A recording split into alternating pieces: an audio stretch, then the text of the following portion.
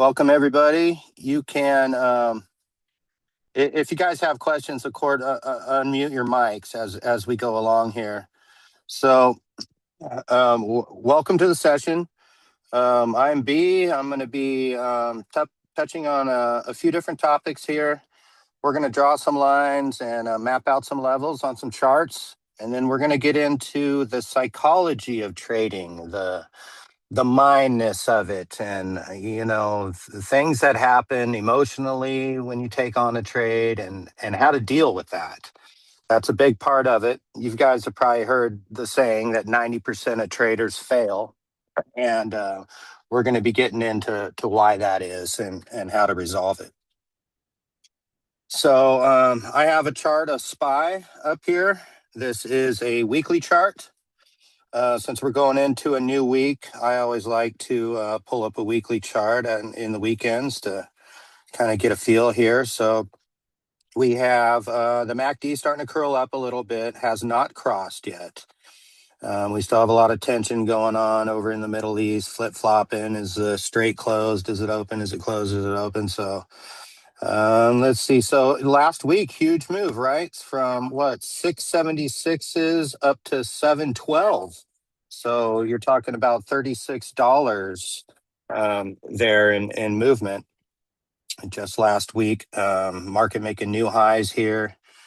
So that's the weekly. I'm going to back it down to a daily chart. If everyone wants to pull up a daily chart on your platform, we're going to go ahead and update some lines here, some levels to watch. So we have this V-shaped recovery, right, from these lows. So we're going to map out our low first thing. And these levels will come into play, guys, as we progress in time with the market. So it's good to have them here. All right. So I'm going to take the bottom of that body of that candle of that low, around 631.80-ish. We can also draw a trend line from that low.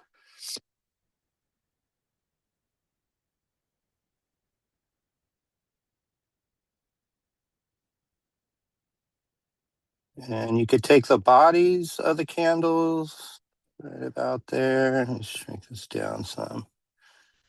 Extend this up. Like so.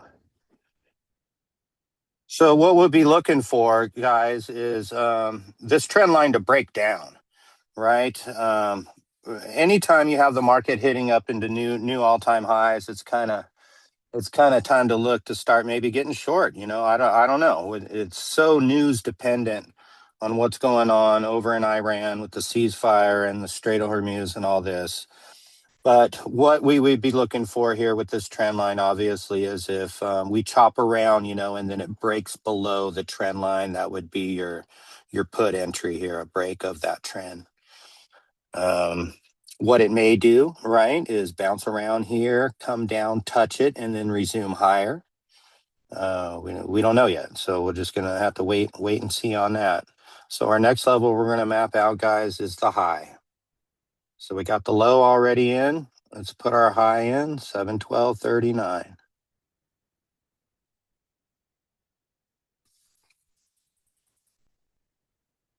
And this is a daily, remember. So we have this little gap here. You always want to map out a gap. Anytime you have a gap up, gap down, or whatever, you want to map out those levels. So we got the bottom of this candle, right? And then we have the top of this one here. In between is your gap.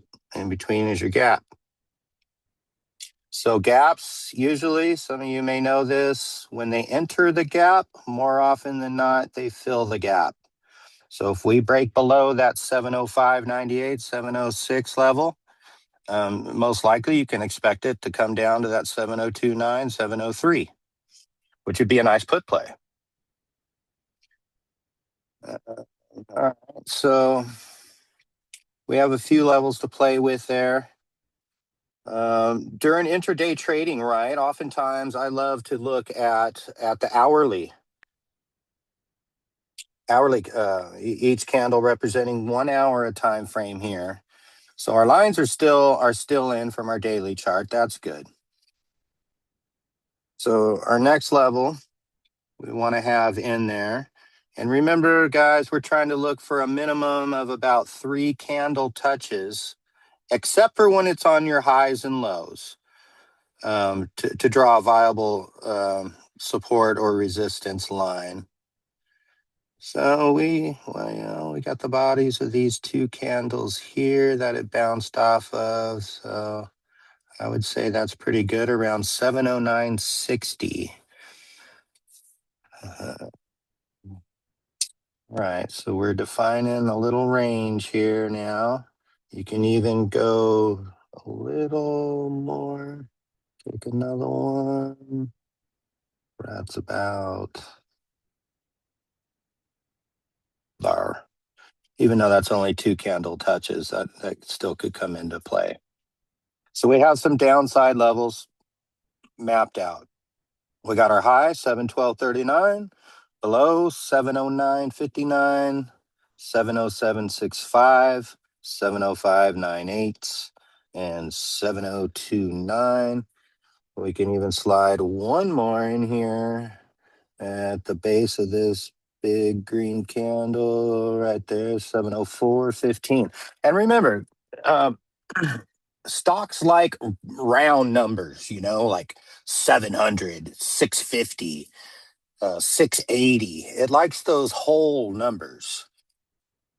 So something to keep in mind when you're drawing your resistance and support levels, if 710, we're up here, or let's say it breaks out above the high of 712, So 713 is a nice whole round number. That would be something to be looking at if we get up here. RSI on an hourly here, we are in the overbought territory here. We've had a massive move.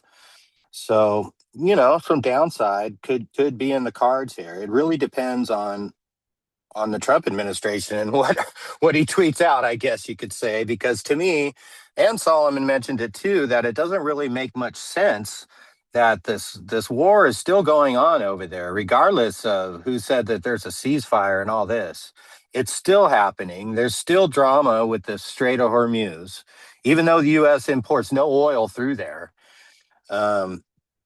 So it's really going to be based on the Fed and the rest of the earnings cycle. What happens here? And May going forward, May historically is a poor performance month for stocks. There's the saying, sell in May and go away.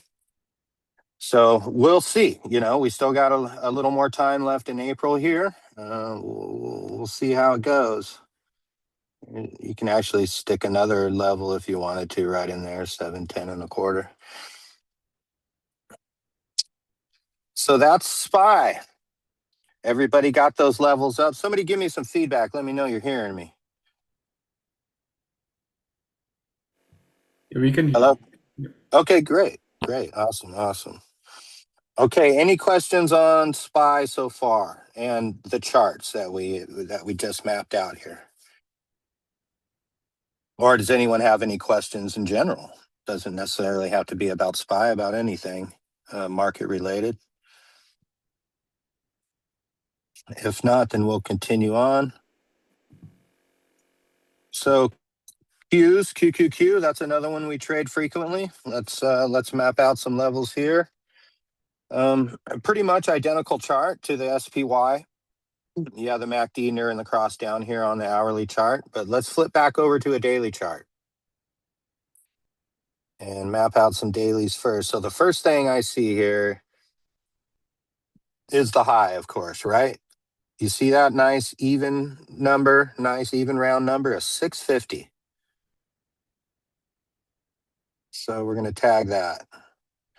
And keep in mind, guys, that these levels do not have to be exactly to the penny. These support and resistance levels, it's more of a zone, because oftentimes what'll happen is momentum will overshoot that line that you have drawn.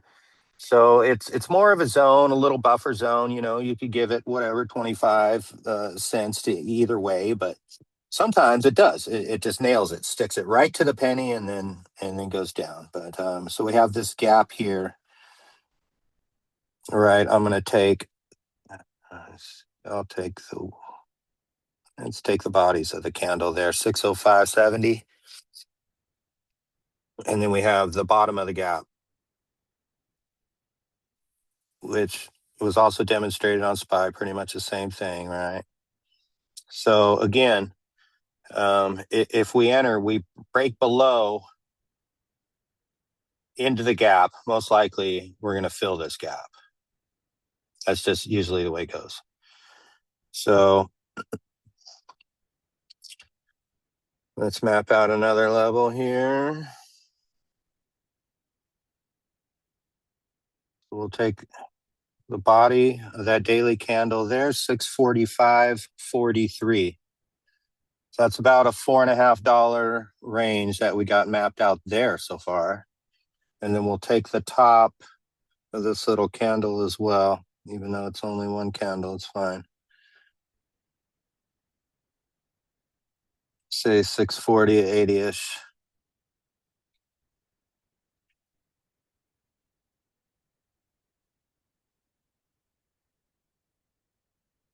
$637s. And we'll do one more here. 628.90s.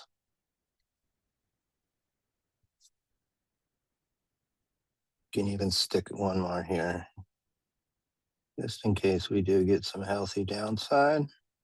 619s. So now we can kind of determine, let's go back to an hourly chart now and kind of dig down closer in. Intraday. Here we go.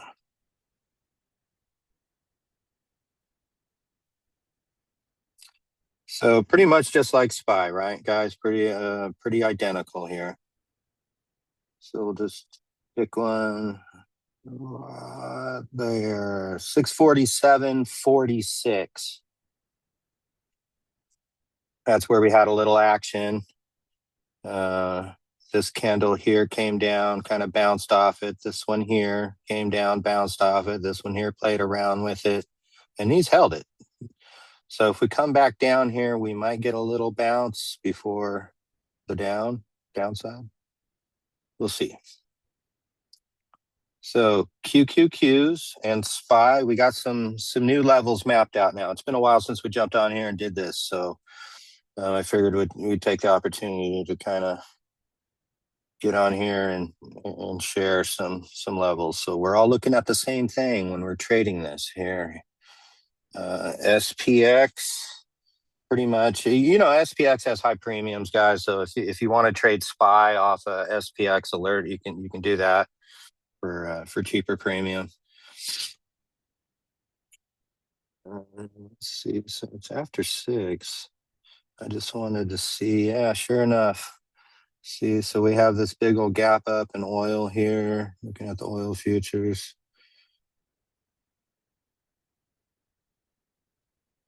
So the gap you have right there. And this is starting to display an inverted hammer, which who can tell me what the inverted hammer after a big bullish move like this means? What does that mean, guys? Anyone know? It's like a quiz. So we have a level right here where it's reacting right now, this 87.66-ish level. Okay, guys, so that coincides with these candles over in here. And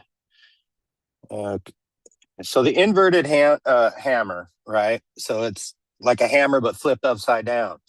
So when that's after a big bullish move like that, and you see one of those hanging out up there, you can expect some downside, right?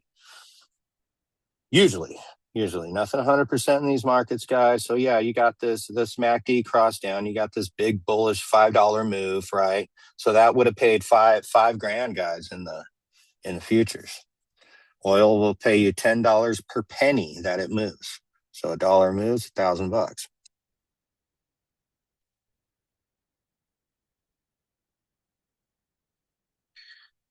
All right, I want to kind of get into the mental aspects of trading, because anyone who has traded before, we've all gone through this. We all struggle with this.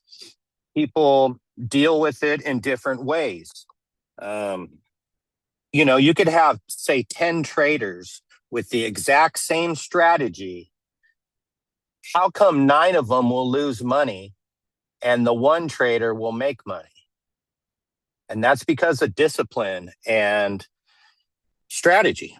It's the same strategy, but the mental aspects, right? So some of the common mental struggles in trading include what? So what's the number one thing that you guys, when you enter a trade, what's the number one thing that people fear the most? Losing money, right? Yeah, that's a big deal. So the fear of losing. Um, so what happens when you have the fear of losing money, right? You're cutting your winnings too early. Um, we like to trim into the strength of the move. So on the upside strength or the downside, if we're playing puts, as it's moving down, we're taking a little profit here, a little profit there, a little profit there. What else happens with the fear of losing money is you'll hesitate to enter a good setup because you're scared, right? Like, oh, I don't know, I might lose money. If you have that kind of mentality in the market, then you don't need to be trading. You need to be doing some other kind of sound investment. Um, so we all have the fear of losing money, but you just gotta, you can't trade if you have that paralysis in you. And more often it comes after a series of losses. Let's say you have a little losing streak, right? Oh shit, man, I lost 5 trades in a row. Now you should be even more hesitant to trade. Or the other mental aspect of it is going to be that revenge trade, right? Oh no, I gotta recoup these losses, man. I'm down 10 grand, right? I got to get this money back and fast. So what can happen is you'll be more susceptible to throwing your strategy out the window and taking on maybe more risky trades. If you're in a losing streak, it's best to just take a break, like just shut the screen off, go outside, get some fresh air, recoup mentally, go for a walk, whatever it is you need to do to kind of reset yourself mentally, instead of just sitting there and trying desperately to get the money back that you lost. That's not a good way to do it. And more often than not, it's going to hurt you even more than you think it's going to help. So just take a break, take a time out, take some deep breaths, whatever it is you need to do to cool out, to reset. You can also just set like a daily loss, right? So you come into the market at the open and have what's called a hard stop, right? So let's say you're trading $100,000 and your hard stop for the day maybe $20,000 loss, or whatever it may be, whatever you decide that loss is going to be, and stick to it, right? So you could lose that in 2 trades, you could lose it in 1 trade, but if you hit your hard stop loss for the day, then close it up. Just that's one way to deal with that, is just stop, trade another day. What else is there? Shit, there's all kinds of things. Greed, right? Greed is another mental fuckery out there. So what happens when you're greedy, right? You're holding past your target levels. Say we enter a trade here and we want to take it back up to the top of this candle. We enter here at 87s. It comes up to our target level, 89.68, and We ignore it, right? Why? Because we're greedy, and greed kills, especially in this business. Forget it, man. I mean, greed will win in the end. So it comes up to this level, it hits our target, and because we're greedy, right, we're going for more, man. Yeah, right. Even though we already have a very nice profit, but greed. And so it goes up. And when is it enough, guys? You know what I mean? When is it that you make enough money off of one trade? So here it is, we're greedy, it comes up, and then all of a sudden, boom, slams back down. Right? Oh no, now a winning trade turned into a losing trade. There's no worse feeling in the market than becoming susceptible to your own greed and having it bend you over for a loss at the end. That's the worst, man. And we've all done it. We're all guilty of it. Um, so let's not be greedy. Take your profits along the way. What's better, to make some profit, to make 10% off a trade, or to have that 10% profit and give it back at the market at the end of the day? Kind of makes you feel, you know, like you're a chump, man, right? And that's greed. So let's not be greedy. Um, so yeah, your winners can turn into losers. Yeah, you don't want to go too heavy into trades after a little losing streak, So what people do, and it's your own mind that's trying to convince you to do this, is, oh, I got to get that money back fast, right? So what do? You size up. You take on more risk, right? No, don't do that, man. If you're going to keep trading, if you're not going to take your little break and call it a day, then play small and only play A plus setups.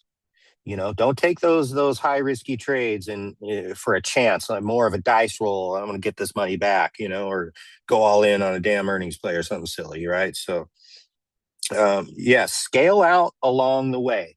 Take your gains as it comes. If you're playing multiple contracts, take it on the upside. And something we do is, whenever our profit level, whenever we double our money, let's say we come in and we buy $100,000 worth of SPY calls and they double, automatically we're taking 50% off the table right there. We're selling half the position, guaranteed, no matter what. Boom, we're locking in that double. And then we could kind of see what the market does. Then guess what? We can afford to be a little greedy, right? Because we already locked in our double on half of the position. So now we can kind of monitor the charts and see if it's going to go a little higher, and maybe we could squeeze some more profit out of it. So discipline, guys, it's a big, big factor involved in trading, and you have to have it.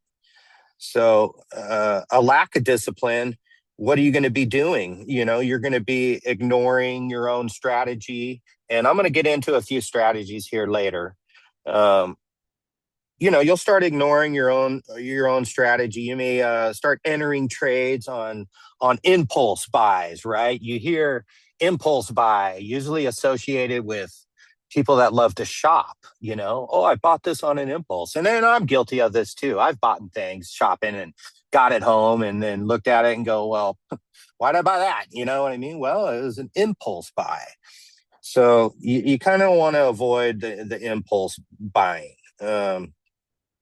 So what's your solution to these, ignoring your own strategy and impulse buying is, and this was something I wanted JAC to talk about, was he has been journaling his trades, writing them down, right? So he does this thing where he writes the trade down, and he's got his entry and his exit and his risk already predefined before he places the trade, and it's written down. See, when you write something down, it's another form of reality, right? And it's good to do that not only in trading but in your own life goals.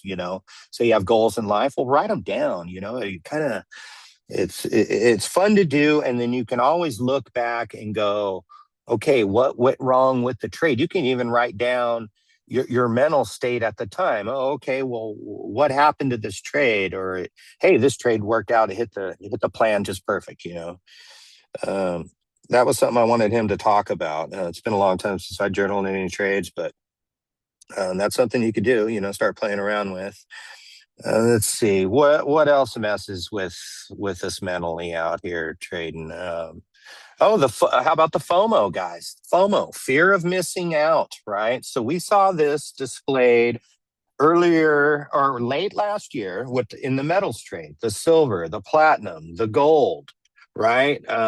Fear of missing out. We kept seeing the silver rise day after day after day, and it caused a lot of FOMO in the market. You don't want to really chase big green candles that have already made a substantial move. Uh, you want to be looking at the flip side of that coin. You're actually going to be looking to short those big bold moves. So don't chase, right? Fear of missing out. And listen, there's 4,000 different stocks in the market, guys. Yeah, you don't have to fall in love with one trade just because it's moving and whatever social media buzz is all about it and everything. Because I tell you, those stocks always come down. When you see a stock that moves up 30, 40, 50% in no time, like even within a day, guess what? That stock's coming down. More often than not, that move is not sustainable. Um, so yeah, don't chase. Don't chase the big moves. Look around. There's plenty of opportunities in the market.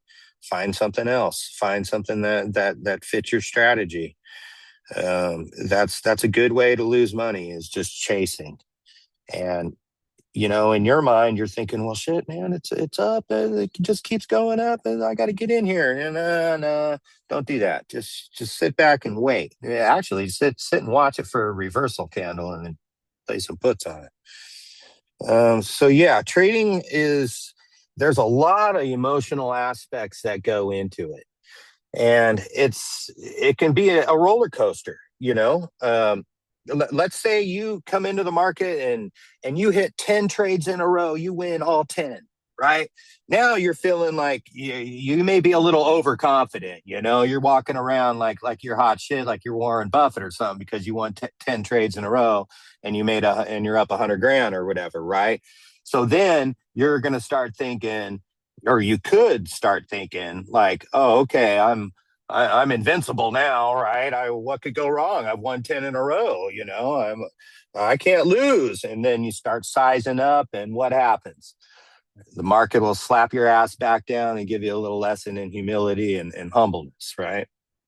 So when you're on a good hot streak, don't overdo it. Still stick to your strategy, stick to your position sizing, and trade the strategy and stick to it. Don't sit there and tell yourself, oh, well, I'm up 100 grand, I can afford to lose money. Well, you're setting yourself up for failure already, with that kind of mentality. So if anything, after having a hot streak like that, you're going to want to be even more cautious, right? Because what happens even in life when everything is going good, going great, right? That's when something happens, right? And so and it's also the other way around. Let's say you lost 10 trades in a row. You're on the losing streak again. I mentioned it already. Don't revenge trade it. Take a break, man. Sit back, recoup mentally, before you come back into the market. And 10 trades doesn't make a trader, guys. You could win 10 trades in a row. You can lose 10 trades in a row. That doesn't make a trader. Okay. Performance is based over time, right? It's not even a weekly or monthly thing. It's years and decades.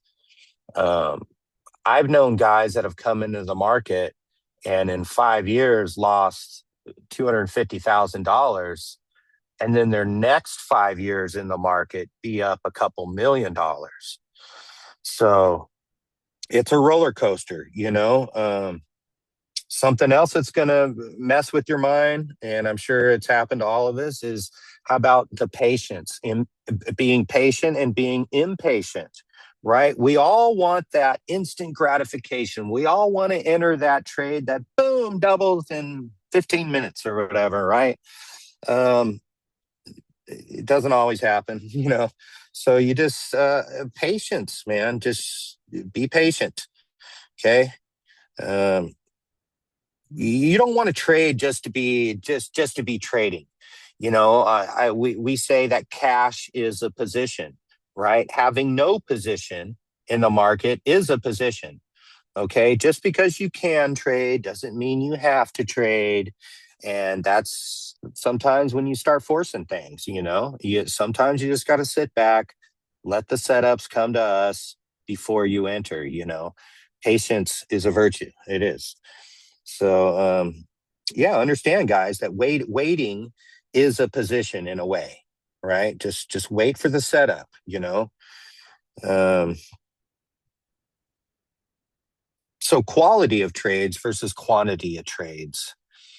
Um, there's certain things like we love the MACD cross up as far as an indicator goes, right? So we're more likely to size up on a MACD cross than we would just playing, say, some unusual option activity that doesn't really have any um, market structure in its favor, right? No indicators really pointing up. It's just kind of trending sideways or something like that. So we'll tend to go bigger on trades where our setups are displaying themselves. So uh, what else is going on in our minds when we're trading, guys? Anyone, somebody tell me something that goes on in their mind when they're trading. What is something that we're not covering here? How about being married to a trade, right? Um, you guys do this at all? You follow, you make money on something, say 3 times in a row, and now you always want to go back to that specific stock to do it again, right? Even though maybe the setups aren't there, you know. So don't marry into any one ticker. Let's talk about stops because this is a big one. We get this a lot in the chat. You know, hey, you still holding this? You still holding that? So when you guys enter the trade, and I said it before, I'll say it again. When you enter the trade, predefine your risk. Okay, how much your size, how you know how many contracts you're going to buy, what your stop loss is going to be on that, and then try to map out some target, right? So, like this, for example, let's say we're buying calls on oil and we buy them here and our target's here, right? So, you define that, right? Go ahead, put a line there, whatever it is, stick to your plan. So, have a plan and then trade that plan. And JAC will tell you to write it down, what it is you're going to do. Um, let's see. So any questions so far, guys, on the mental aspects of trading? I mean, there's a lot to it. And emotion sometimes, I mean, I've been through it, guys. I've punched computer screens, I've thrown shit. Um, and on the other side, I've been so overwhelmed with dopamine and joy on trades that you just start sweating profusely. And yeah, you know, so it is. It can be emotional. And a trick of the trade is to not look at the P&L, okay? The profit and loss.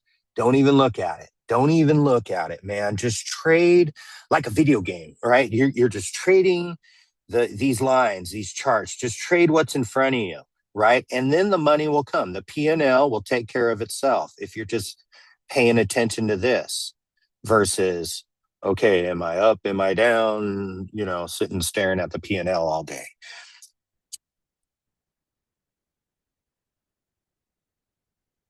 At any time, guys, if you have a question, just shout it out. Remember to unmute your mics, you guys.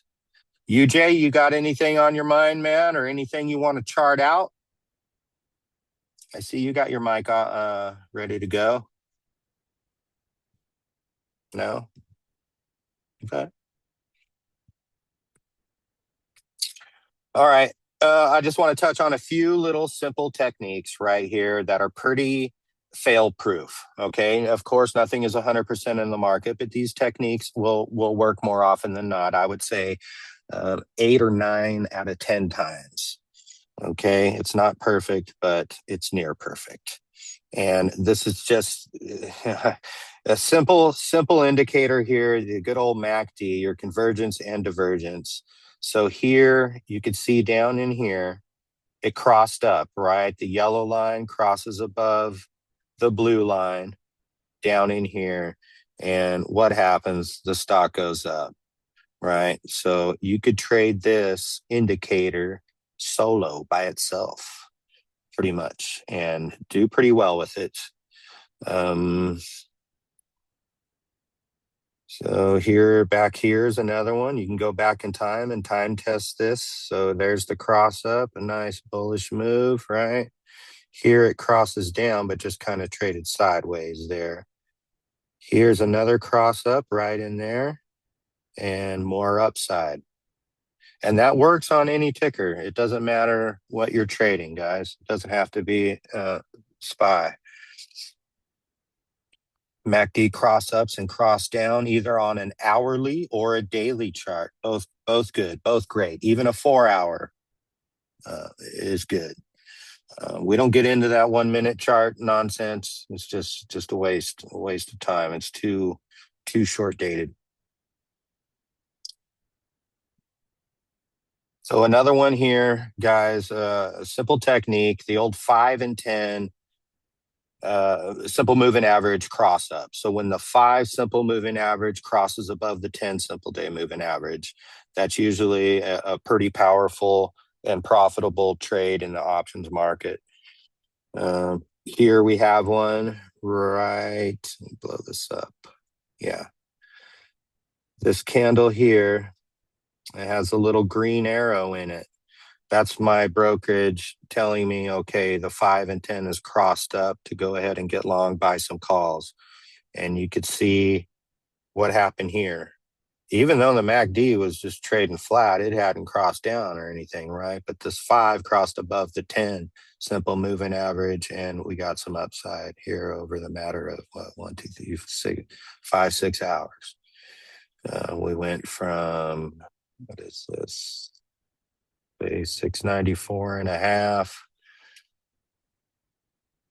to 699. Okay. So that's a nice move in the options market. That's money. 5 and 10s. You can also do it with the 50-day and the 200-day moving average, right? It's called the golden cross.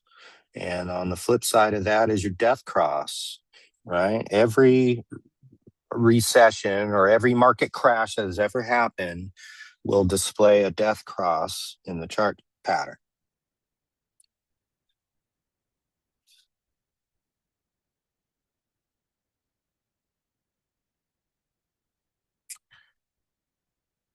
So any questions here, guys?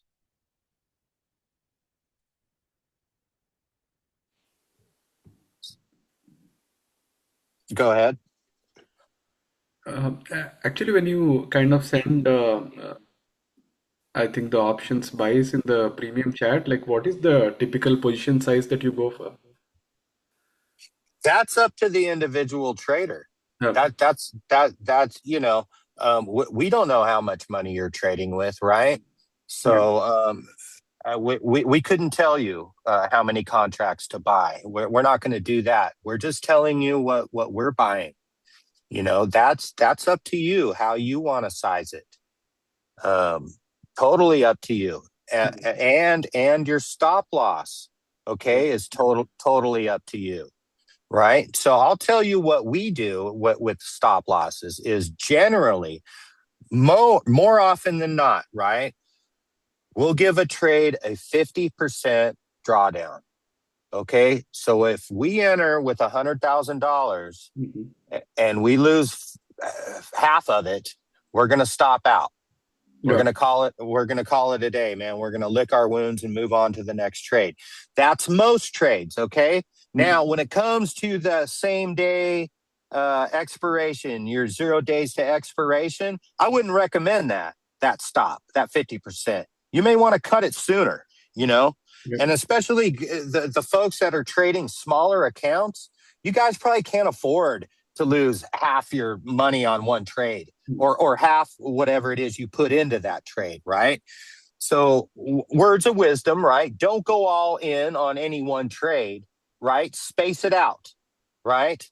So I would rather see you guys take 10 trades than one trade. Got it. You, Yeah. you see what I'm saying? With the same amount of money. Let's say you have 100 grand. I'd rather see you spread that out over, say, 5 or 10 trades Got it. than just all in on one trade. I mean, that's just super risky, silly. Just diversifying the risk. Yeah. Yeah. So always predefine your risk. Know what your stop is going to be. Right. Yeah. We're not logged into your guys' accounts. We don't know how much money you're playing with. We don't, we don't know. That's something you guys need to decide. And when you do decide it, let's say you go in 100 grand, right? And you say, okay, 20%. If I lose 20 grand, I'm out of this. I'm out of this because what can happen if a trade goes against you, there's always this inflection point. There's always this time where the trade becomes invalid, right? Where the strategy, okay, it's no longer working. It's no longer valid. Yeah. Cut the trade, cut it, get out of there. Mhm. Stick to whatever it is you have predetermined as your loss. So let's say you go in 100 grand, you're down to 80 on that trade, Yep. right? So oftentimes, and this too is why a lot of traders fail, right? Is they don't want to cut that trade.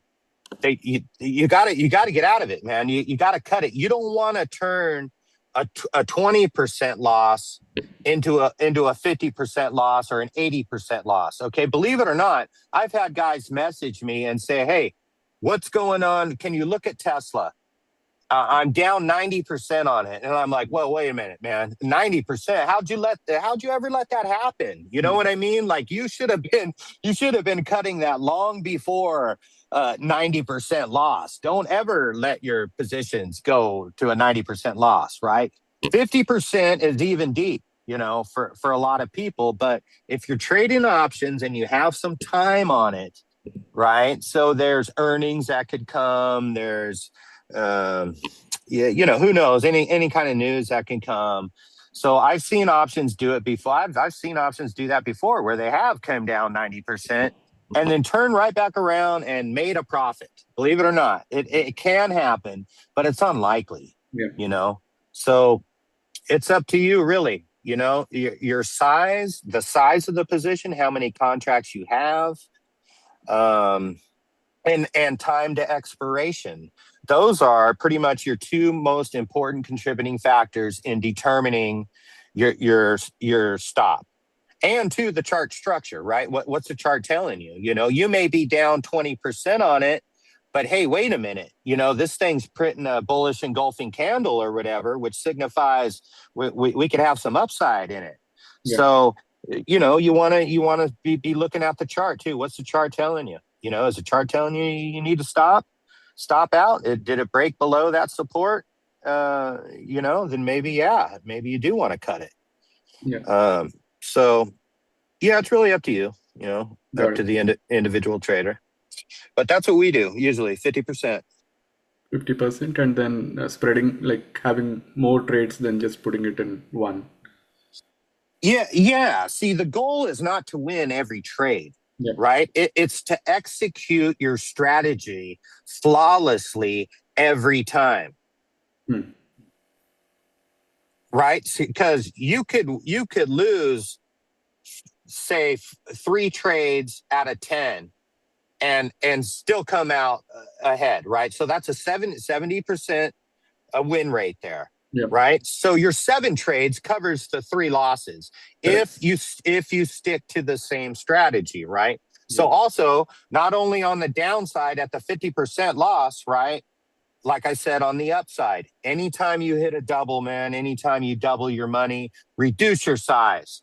No matter, I don't care what the chart's telling me at that Yeah. point in time. I've doubled my money, and that's what we set out to do. When Mm. every trade we put out in the arena, that's ultimately what we want, is to double our money. It doesn't always happen, of course, but hey, man, there's nothing wrong with taking a 30% gain. I mean, a 10% gain even is a good day. So, I mean, anytime, and you got to judge it too over time, guys. Like I said, man, 10 trades a week don't make a trader. So when people ask us, hey, what's your guys' success rate? I give them what we did for the year. Yeah. Well, here we placed 1,200 trades, and we won 1,000 of them. So, yeah, the goal is not to win every trade. It's to execute, to have a strategy and execute it that over time, and the money will come, guys. That P&L will fill if you're doing what you're supposed to be doing. If you don't let that mental fuckery come into play, and you start going off the rails and ignoring your strategy, ignoring these support and resistance lines. Oh, well, it broke support. I'll just hold it a little longer. No, that's why we drew that line there in the first place, right? Because that's that's where we're getting out, or that's where we're going to buy. One of the two, right? So stick with your strategy, and that P&L will come. So here, I just want to map out this high here. Any other questions for now? No, just wanted to, yeah, you can go ahead. Just wanted to understand now that the futures are open, based on what's going on geographically, and just wanted your view on more tech stocks like Amazon, Microsoft. Results are approaching, but with the current situation, how do you see that playing out? Well, I'm a big fan of the Mag 7, right? Tech. Yeah. Actually, that's what I've made most of my money on over the years. Okay. NVIDIA, Amazon, Microsoft, your big Mag 7 stocks. I'm a huge fan of those. And this is what I think is going to happen. This is just what I think is going to happen, not what is going to happen. Okay. Is that earnings will be strong. Earnings will beat. You'll see the beat. You'll see the raises. But I don't think the gains are going to hold, right? You may see the initial pops, but I think they'll sell off. We'll see. Yeah. I don't know. So, so we do these techniques. There's other techniques too, as far as your ascending triangles and your cup and handle patterns and all this. You want to incorporate all that into your trading as well. And if you don't know how to read those, I suggest you just take some time and learn about the cup and handle and the ascending triangle, and learn your chart patterns. It'll pay off, guys. It's worth it, and it's not really that hard. People, especially new traders, they're like, oh, I'm so overwhelmed, this is so much. And just keep it simple. Just learn a little bit, at a time, and then you can incorporate it all together. Something that develops over time was like that little Epstein clip that I put in there, like a feeling, right? Trading on a feeling. Now, this doesn't have anything to do with charts or chart patterns or options flow or anything. It's just this this intuition, call it, right? Like just this overwhelming feeling like this is going to go up or this is going to go down, right? And I can't explain it. It's just something that you'll develop with time. The more you're sitting here staring at charts and screens and trading and being involved with the market, you develop that sense of just knowing what's gonna happen. It's some people call it having your fingers on the pulse of the market. And that comes with time. Yeah. That comes with time. Just like a great guitar player, he just didn't pick up the guitar one day and his first crank out an excellent guitar solo the first time he played the guitar. No, he practiced. You know what I mean? And the market's no exception, man. You got to be in it, live it, breathe it, smell it, eat it. If you really want it, you gotta go all in. Yep. You got to go all into the market as far as learning and fully indulge yourself in it. Within reason, though. I mean, don't overconsume yourself with it to where you're not paying your wife any attention or anything. You gotta kind of balance the work and relationship life. But yeah, give it your all, man. There's a wealth of information and the learning curve never ends. There's so much to learn in these markets. And an analogy I like to use is like with doctors and lawyers. They go to college, they go to learn their craft, their trade for years Yep. before they even step into the office and start utilizing the information that they've learned. And I've seen traders though come into the market real lucky, and make a couple $1,000s and not really even know what the hell they're doing. And then but that's rare. We're going to take their money more often than not.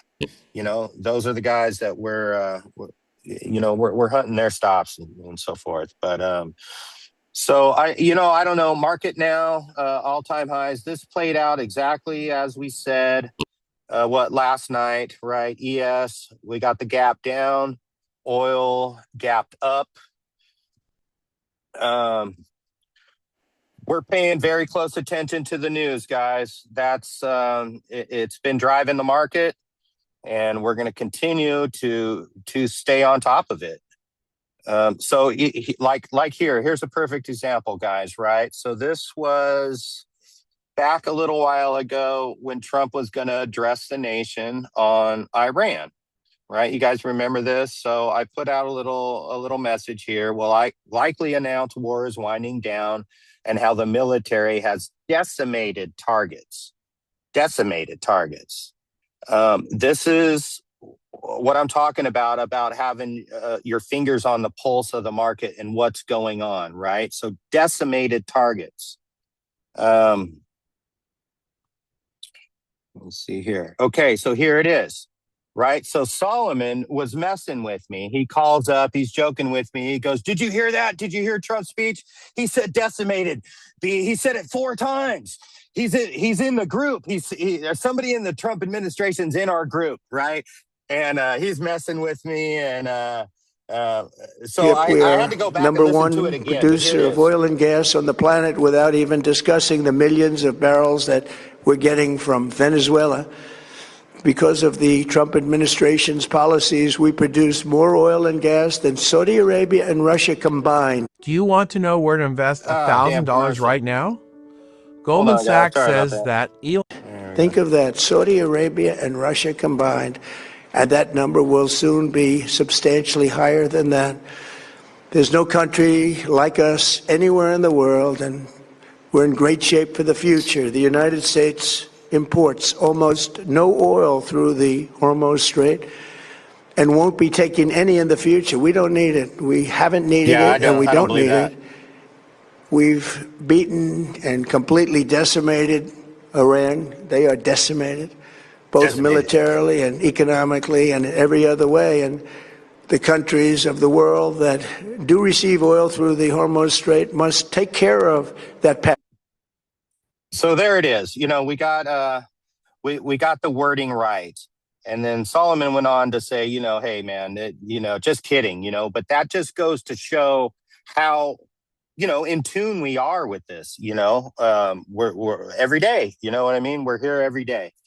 It's not just like a 40-hour job that people go to, we live this stuff, it never ends. So, yeah, no, I mean, he had me going for a minute, but no, Trump is not in our group reading our reading our posts. That's just us being dialed into it. So we'll see what happens this week here. Market news driven, totally. totally. So another technique, guys, that we use, that we rely on heavily, is just what's called the options flow, the smart money, right? So your big institutions on Wall Street, where are they positioning, right? We don't always know the why of it, but it's nice to know what, Goldman, Morgan, what these large institutions are buying. So we see that. We see it live in real time down to the second as it happens.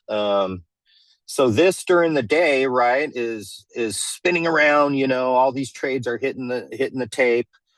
I filter it out. This is something that we're looking at kind of behind the scenes, guys, right? That kind of help us determine what calls and what puts we want to put out into the group. And it's the next best thing you can get to insider trading. Okay. Insider trading, by the way, is illegal, guys. It's totally, it's illegal. It's very hard to prove in a court. But if the SEC ever catches wind of you guys insider trading, they're going to slap a big ass fine on you. But this is the next best thing, and it's legal, right? So this shows us exactly, and we can filter it down. Let's just take a look, guys, at everything that hit the tape over $500,000 on Friday. All right, so each one of these trades is a minimum of $500,000. Okay. IWM came in 1 minute after the close, a 263 strike put for 1.63 million. We see these. You guys have probably heard the term unusual option activity. So that's what we're looking for when we're monitoring this here, is unusual option activity, like ticker symbols that we don't normally see very often that have large sweeps. That these institutions, they may be even paying more than the value of the premium when they enter.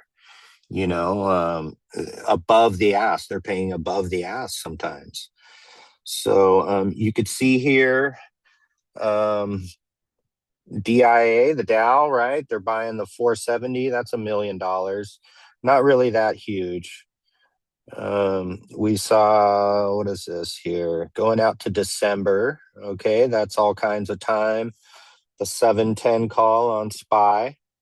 So it shows here how many contracts they bought. They bought 173 contracts and the price that they paid. They paid $120.87.6 for those. And they bought those on the ask.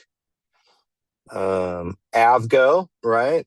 AVGO, they bought 153 contracts at $80.35.8. They paid above the ask. They paid above the asking price for those. That's the 400 strike put, 1.23 million.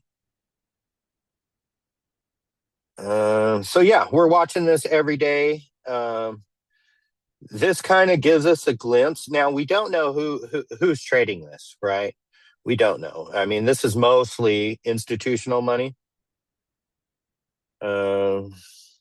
SNDK, that's been a hot one lately that we've been seeing a lot of activity on. Good old Nvidia. There's a whopper, 3.8 million.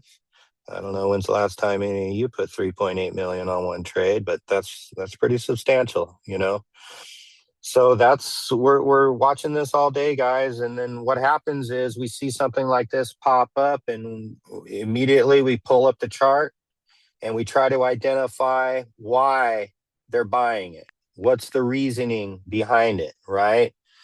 Is there a moving average cross up? Did this thing break out of a cup and handle? What's going to the MACD cross down? We're trying to determine why. Sometimes we figure it out. Sometimes you can't. Sometimes it's just based on insider information, right? So Wall Street, they pay millions of dollars a year to get some privileged information from some companies. They may have somebody inside, the CFO or even the CEO or maybe somebody who works there or whatever, and so they get kind of the inside track. Somebody might tell them something, say, hey, we're going to crush earnings, we're going to blow it out and we're going to raise our guidance. And so what do these big institutions do with that information? Well, they take it to the options market. Why? Because there's way more bang for your buck in the options than there is buying common stock, right? So earnings, and we usually see it with earnings, for example, we'll see it towards the end of the day. Let's say the company reports at a quarter after 4, after the market's closed, the options market's closed, and we'll see them come in, whatever, 3:30, 3:45, whatever it may be before the close, and buy millions of dollars worth of calls or puts. And, to the untrained eye, it may seem like these guys are just crazy. They're just, why would you put $5 million on an earnings play? Who does that, right? Well, who does that is somebody who knows the outcome beforehand. That's who does it.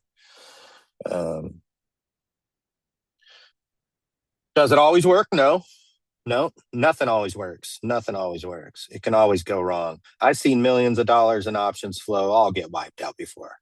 Doesn't happen very often, but the possibility is there. It can happen. SPY again, December. Boy, these were hot. These December. Let me see. December 15, 710. You got another 710, 710, 710, 710.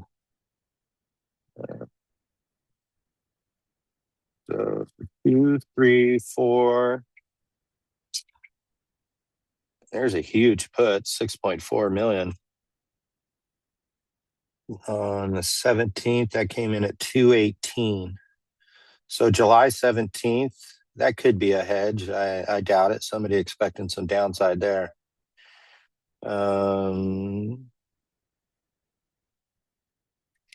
Yeah, so that's something too, guys, that we're watching.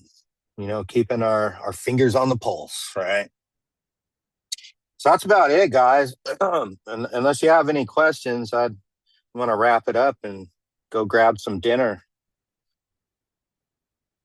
So feel free. If you guys have any charts or holding any positions you want to analyze here real quick, now's the time to shout it out.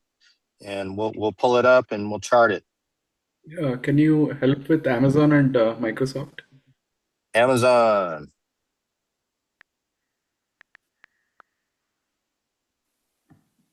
All right, so I'm going to start off right on a weekly. I'm going to go out in time here, and then we'll zoom in as we go.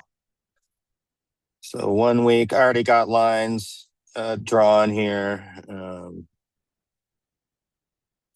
Okay, so you have your high. That's the first thing you want to map out.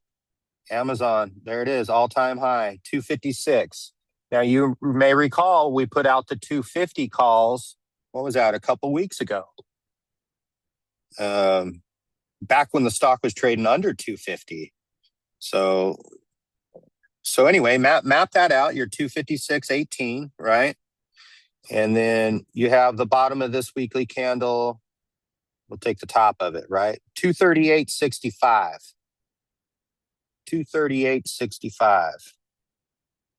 That's some support right there. Now, weekly, you have your MACD that crossed up. That's a bullish sign. Let's see, earnings. So let's go to a daily. Shrink it down here a little bit. Daily chart. Nice bullish move with the rest of the market from the lows down here in this 200 level. Amazon's a behemoth, man. I mean, so we're a little overextended on this one. You can see our RSI is starting to display a little overbought, right? Hence the downside there in this last red candle. Okay. But you do have the support. See this candle, 1, 2, 3, right? So right there, I call it 250. 250 is your immediate support right there, which is only 70 cents down from here, right? Mhm. If it breaks below, you got the bottom of these two daily candles here that could act as support, 248. So that's another $2 down from 250. So let's go in to the shorter term here. Let's just look at the hourly. Let's look at the hourly.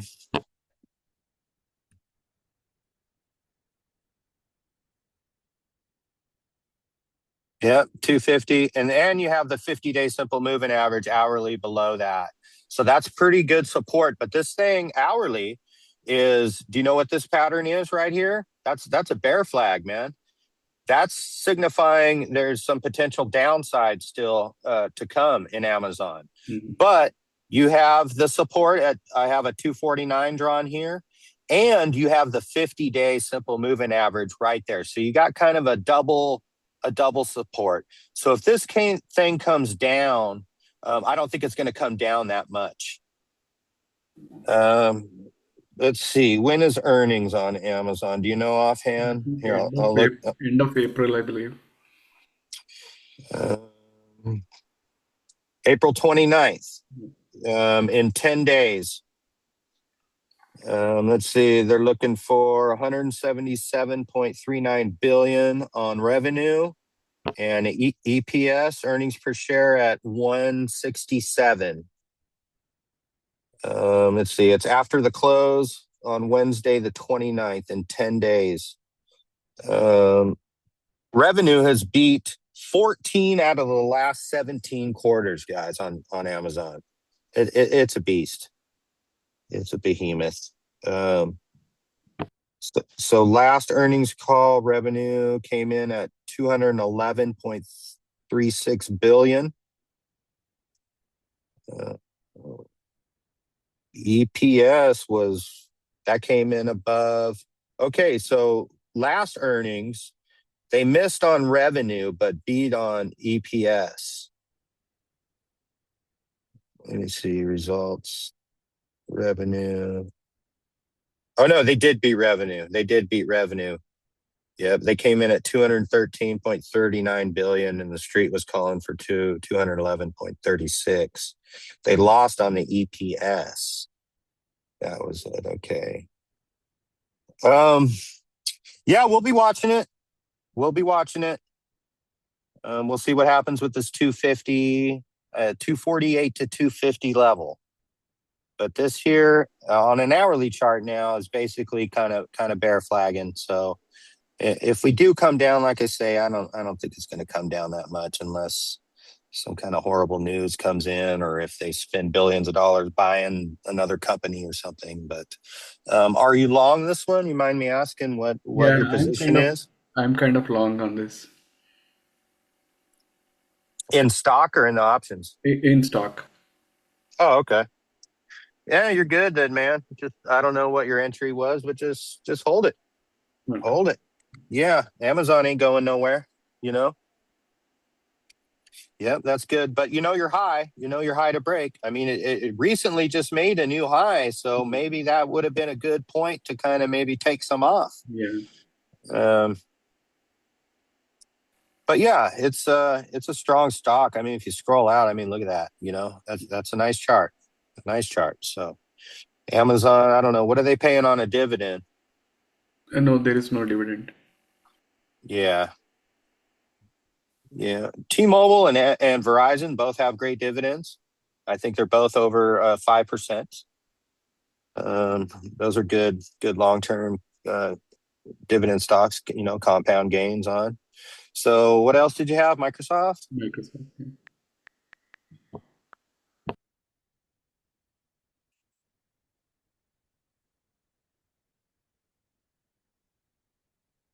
So we got this, 430-ish recent high.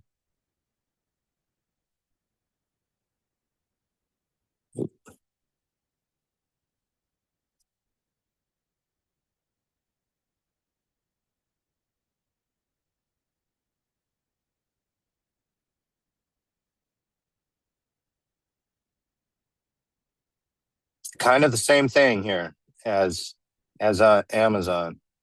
Little bear flag. It's kind of basing around this 421.5. You can see here 1, 2, 3, 4, 5, 6 candles, 6 hourly candles there trying to hold that support. And again, just like Amazon, you got your 50-day simple moving average right underneath that, man. Yeah. Which also coincides with this resistance back here, right? Here. Let's put that in there.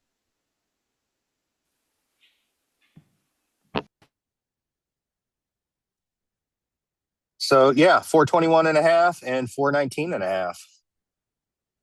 Breaks below that. I don't know. We got a little ways to go down. So we have another support. These candles here might be the buy entry if we get there. 413.25. So if we break the 50-day simple moving average, you could probably expect this to come down to at least 414.85. Got it. If it breaks below that, you got the 413.25 underneath it. So that's that. Microsoft strong, long-term hold. Are you holding that in stock or options? Yeah, that's also stock. Yeah. Yeah, man. Yeah, you got a couple of good picks there. Yep. So, yeah, just hold it, man. You'll be all right. Just hold it unless you want to cash out and make some money. I don't know what your entry was, but I mean that's Microsoft's a good company, man, and so is Amazon. You know, these companies are the backbone of the market, pretty much. You know, Yeah. I mean, whatever tech does, right? That's usually what the broader market does. Yeah. Especially now with the whole AI revolution and everything. Palantir is one that's coming up. That's going to be announcing earnings. So they knocked it out of the park last quarter, if I remember right. So I don't know. You know, we'll be monitoring the options flow on that to see if there's any significant buys on Palantir. I'm just going to look and see if there was any. Okay, so nothing over 500,000 anyways. Yeah. Okay. So we'll keep looking on that one. Let's And see. where do you see this option flow? Where do I see this here? Yeah. Oh, this is a platform called Black Box Stocks. Okay. Yeah. There's a wealth of information within this too. And there's dark pools. Okay. Do you know what a dark pool is? So, is that like off the market somebody buying or? Yes. That's it's off the market and it's large institution buying. Mm-hmm. I mean, it's huge buying. Dark pools. That's why they call it dark, because you can't see it. Mm-hmm. And nobody knows who it is that's trading it. And you don't know if it's a buy or if it's a sell. All you know is that a transaction was made at $800 million or whatever it is. It's crazy. Dark pools are crazy money, like huge. Like you'd be astonished at the amounts of money that go through the pools, man. It's crazy. But unlike the options market, we can determine if these are puts or calls, right? Yeah. Which direction they're going, or even if they're selling puts or selling calls. Spreads, all kinds of stuff. But in the dark pools, you don't know. There's no way of knowing. All that you know is that a transaction was made at this time for this amount of money, and that's it.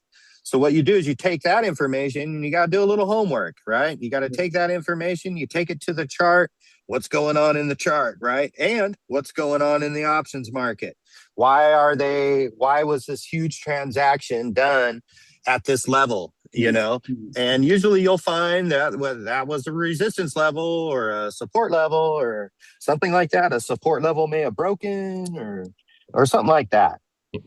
So Got it. it's fascinating, really, to get behind the scenes, behind the curtain of what's really going on in the market. Yep, yep, There's so many traders out there that don't even know what options flow or dark pools are.